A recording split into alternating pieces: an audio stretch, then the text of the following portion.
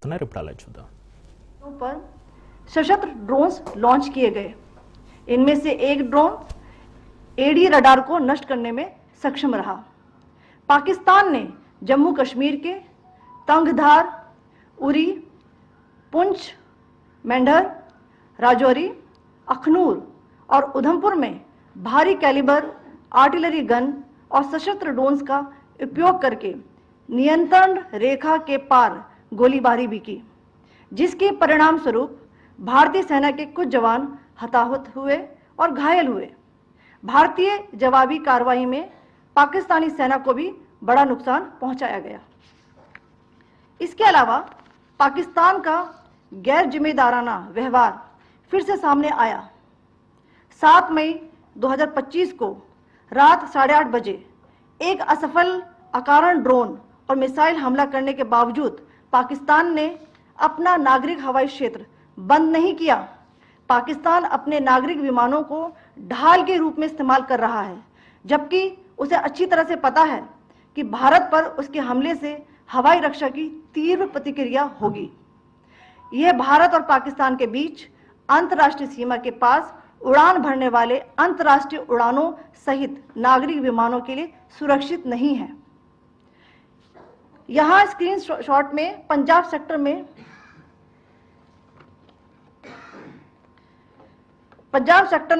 High air defence alert स्थिति के दौरान एप्लीकेशन फ्लाइट रडार 24 का डेटा दिखाया गया है। जैसा कि आप देख रहे हैं, यहां पर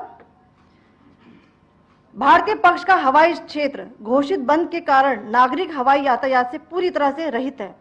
कराची और लाहौर के बीच के हवाई अड्डे मार्ग पर नागरिक एयरलाइंस उड़ान भर रही है। हाई अलर्ट किया गया है विमान फ्लाइनेस एविएशन का एयरबस 320, जैसा कि आप यहां देख रहे हैं, जो कि शाम को 5:50 बजे दमम से शुरू हुआ और रात को 9:10 बजे लाहौर में उतरा। ये सारा डिटेल्स आप यहां देख रहे हैं, ये डिटेल्स यहां लिखा हुआ है। Can you see this?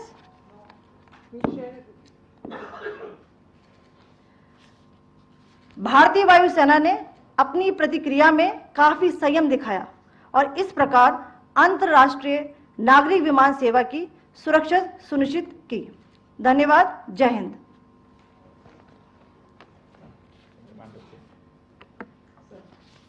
Good afternoon to you all. On the intervening night of 8th 9th May 2025, Pakistan military carry out multiple violations of Indian airspace along the entire western border with an intent to target military infrastructure. Pakistan military also resorted to firing of heavy caliber weapons along the line of control. Along the international border and line of control, drone intrusions were attempted from Leh to Sir Creek at 36 locations with approximately 300 to 400 drones. Indian Armed Forces brought down a number of these drones using kinetic and non-kinetic means. The possible purpose of these large-scale aerial intrusions were to test the AD systems and gather intelligence. Forensic examination of the drone debris is being undertaken. Preliminary reports suggest them to be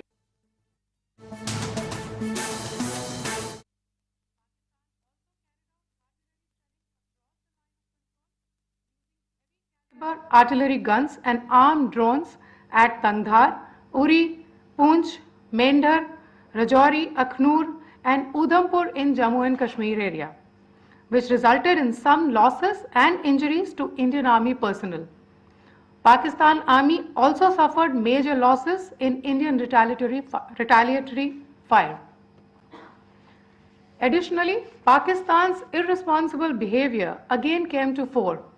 Pakistan did not close its civil airspace despite it launching a failed unprovoked drone and missile attack on 7th May at 8:30 hours in the evening. Pakistan is using civil airliners as a shield, knowing fully well that its attack on India would elicit a swift air defense response.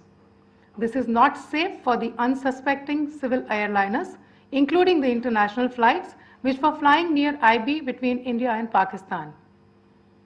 The screenshot we just showed and we shall share with you, it shows the data of the application Flight Radar 24 during a high air defense alert situation in the Punjab sector.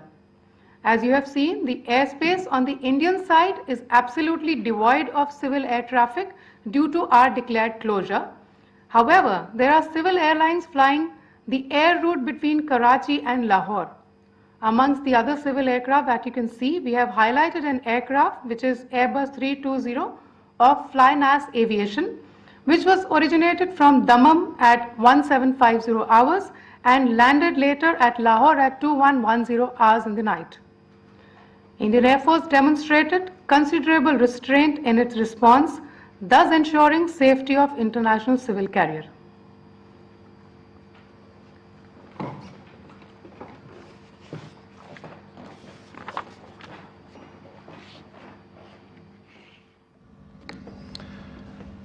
Thank you, Colonel Qureshi, Wing Commander Singh. I have just a few points to share in addition. कल रात की पाकिस्तानी सेना की कायरतापूर्ण गतिविधियों से आपको colonel Qureshi और विंग कमांडर सिंह ने पहले ही अवगत करा दिया गया है. These provocative and escalatory actions that were taken by Pakistan last night were targeted at Indian cities and civilian infrastructure, in addition to some military targets. The Indian armed forces responded proportionately, adequately and responsibly. ये जो हमले हुए कल रात को भारतीय सैन्य इकाइयों ने पर्याप्त रूप से और एक जिम्मेदाराना रुख अपनाते हुए इन हरकतों का उत्तर दिया. What I want to underline is that the official and blatantly farcical denial of these attacks that Pakistan carried out by the Pakistani state machinery is yet another example of their duplicity and the new depths that they are plumbing in their quest for disinformation. The other point in the same vein is Pakistani claims that they did not target or attack any religious places. You would recall that yesterday I shared with you an incident related to the attack on a Gurdwara in Punch. Instead of owning up to these attacks, Pakistan made the preposterous and outrageous claim that it was the Indian Armed Forces and the Indian Air Force that was targeting cities like Amritsar and trying to put the blame on Pakistan. This is nothing but a desperate attempt by Pakistan to disown its acts of aggression, but it is also true to type in its effort to deceive and mislead the world. It will not succeed. The Gurdwara in Punch in particular was attacked by Pakistan, and some local members of the Sikh community, including a Ragi of the Gurdwara, lost their lives in this incident, as I shared yesterday. TV पर आप इस हमले के चित्र देख सकते हैं. In addition, that we would attack our own cities is the kind of deranged fantasy that only the Pakistani state can come up with. Perhaps they do it because they are well versed in such action, as their history would show. The last point I wanted to make this evening is again this disinformation that is coming from Pakistan about India targeting the Nankana Sahib Gurdwara through a drone attack. This is again yet another blatant lie and part of Pakistan's disinformation campaign. As we saw in the Pahalgam attack, Pakistan is again trying desperately to impart a communal hue to the situation with an intention to create discord. Again, we are not surprised. India's steadfast unity in itself is a challenge to Pakistan. Let me stop there. I have time only for a few questions and be happy to try and answer them. First, I call Siddharth. Siddharth, please. Hi sir, I'm Siddharth from Beyond. So this is Siddharth, behind, please. The other Siddharth. yes. Hi sir, I'm Siddharth from CNN News 18. Sir, I only want to know from you the status of Kartarpur corridor. Is it open or not? If you can.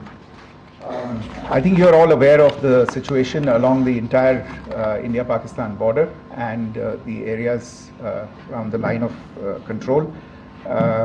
In view of the existing security scenario, the services of the Kartarpur Sahib corridor have been suspended till further directions.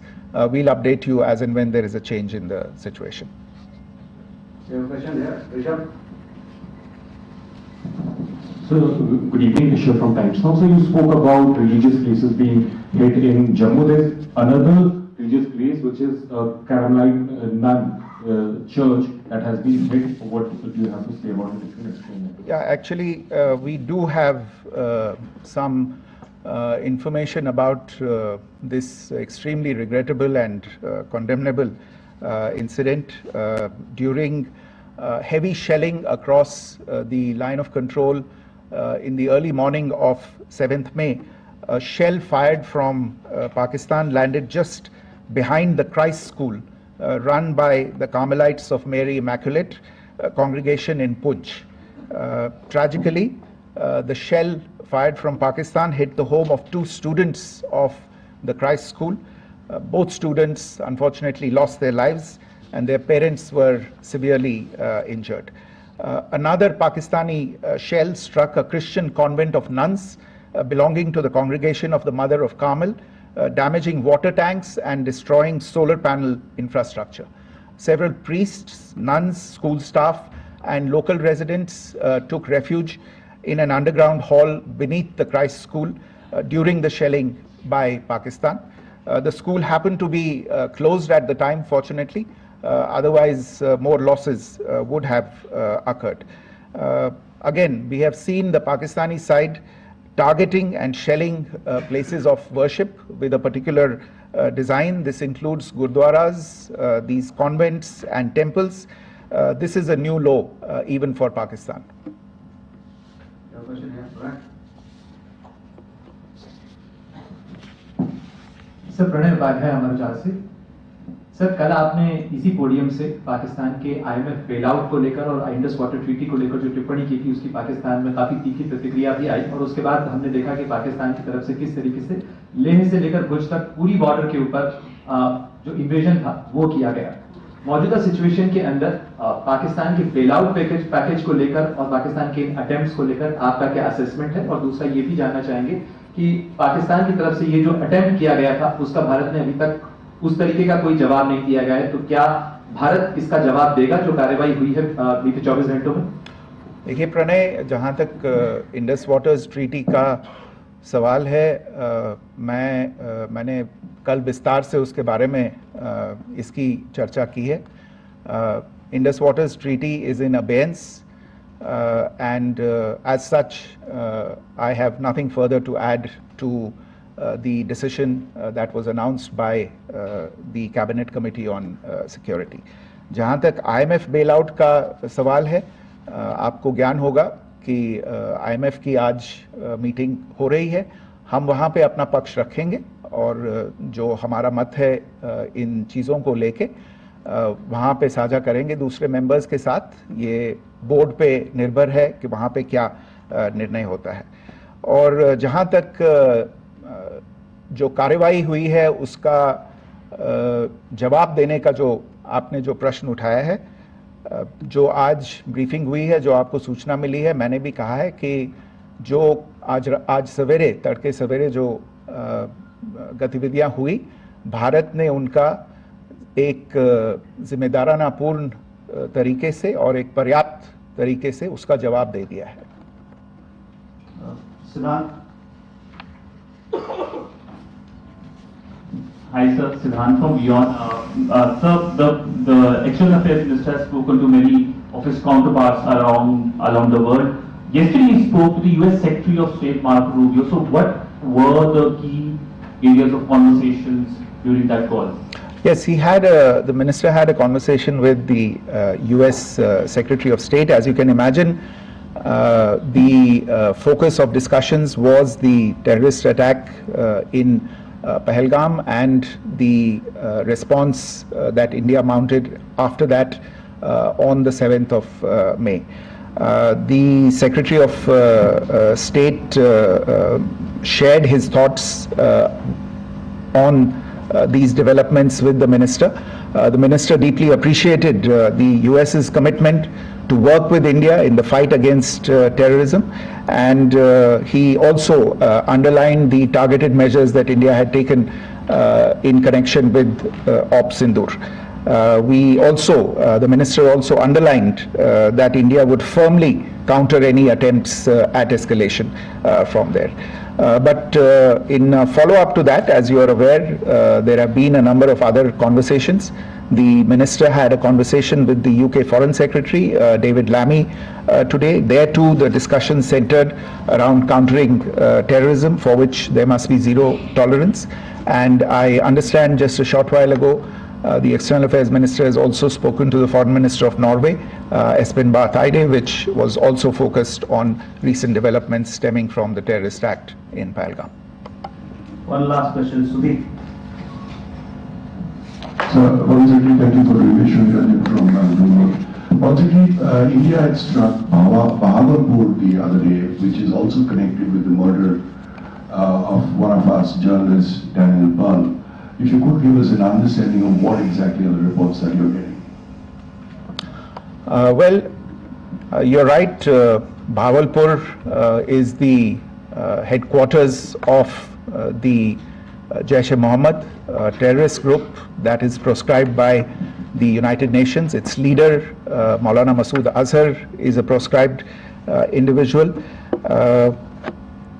It is you brought up the connection with the tragic death or killing of Daniel Pearl of the Wall Street Journal.